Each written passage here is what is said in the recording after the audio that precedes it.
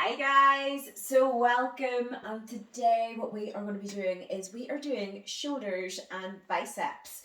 So training the shoulders, we want to get the shoulders nice and round, so I have a workout just filled with shoulder exercises to work every single part of your shoulder, and we are also going to be doing biceps, so we know how much we love to train our biceps, so I have a good workout for you guys today. It is all strength based again, so get those weights ready.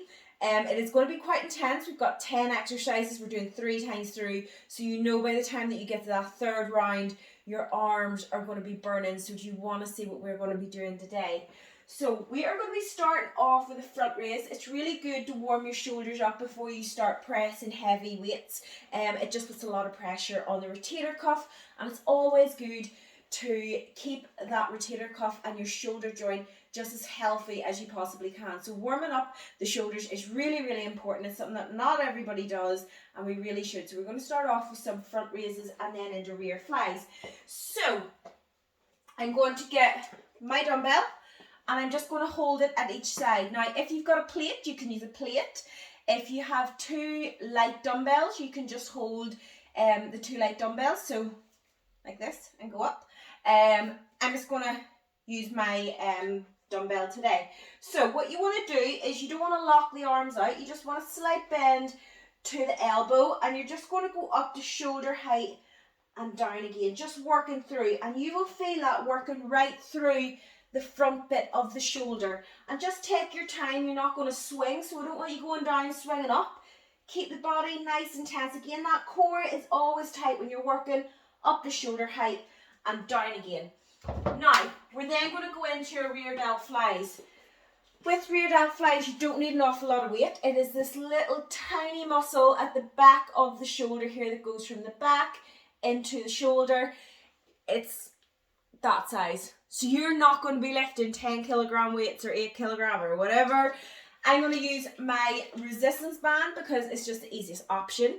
If you have plates, I would advise going anything from around 4 and under kilograms. Again, you want to feel the muscle working. It's all about control. So I'm going to stand on my band. I'm going to keep the feet together and just cross it over just so I can get that tension at the bottom. Remember, we always want tension throughout the entire exercise. So tension on, and I'm keeping them in line with my shoulder and working out. So I'm not going back like this. If I go back like that, I'm going to work the back.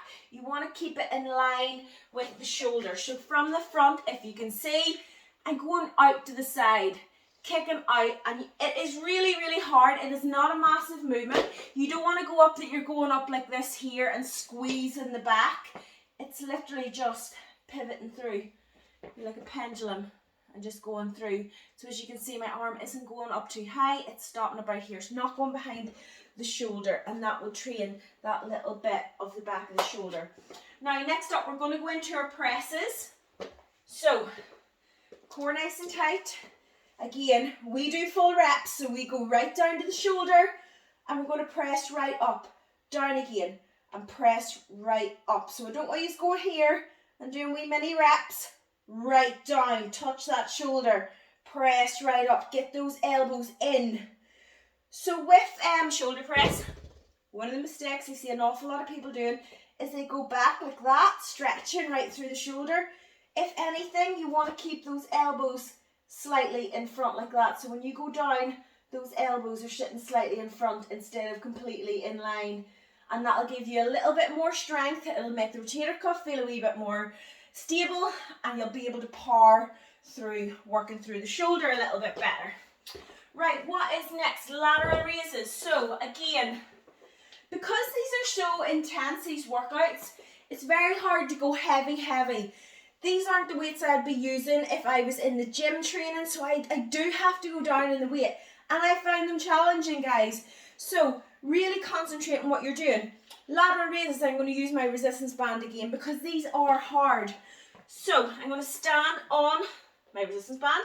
If you have weights, I would advise going anything from maybe a 4, roughly, I'm thinking, or use your resistance band and just work through with them. If you do find that you've got heavy weights, you would get a few reps, do a few reps, rest, do a few reps and rest again.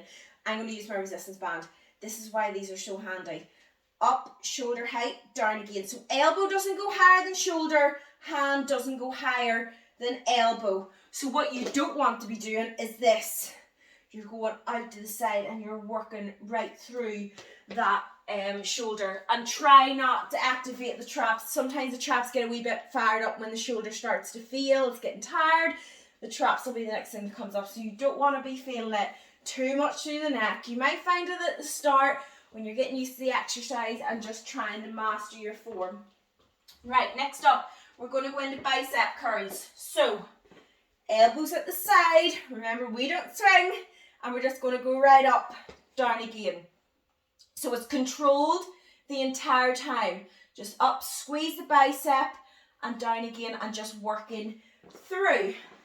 Next up, we're going to do hammer curls. So remember I said for hammer curls, because you're only using one head of the bicep, you're not going to be as strong in this one. So I'm going to go down to a 5. And it's exactly the same form. You're just not twisting up.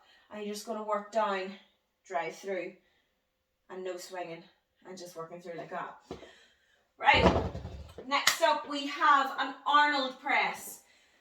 So, Arnold press, a wee bit like a shoulder press, we're just putting in a little bit of a twist. Start, palms at the side, at the front, and you're going to rotate round, press up. So in, rotate round, press up. So elbows going front, and then you press up. It's a nice little exercise. And then we are going to do upright rows. Now, if you have a barbell, it's a lot easier to do an upright row with a barbell. I've got my dumbbells, so I'm going to do it with those. You can also do it with your resistance band. So, what you want to do, overhand grip, your hands are going to go to your armpits with the elbows up nice and high, down again, drive up, down again, and working through like that. Now, if you find that you're doing an upright row and your shoulders, some people can't really do them because the shoulder just doesn't like them. It's nothing to do with strength. It's nothing to do with ability. It's just that the shoulder, there might be a mild injury in there and they sometimes aren't great. So what I want you to do is I want you to either go back into your laterals or into your press again, providing that you're not feeling any pain in those exercises. And you see, if you are, guys, I'd definitely go and see about it and get a good rub out in that shoulder because it is so important to keep good shoulder health. Right, next up, we are going to do a little combo. We're doing bicep into shoulder press. So we're going to curl up into shoulder press, down again, and it's just going to be a little burnout at the end, working down like that. And last but not least, I'm going to go down a weight because when you see what we're going to do, you'll understand.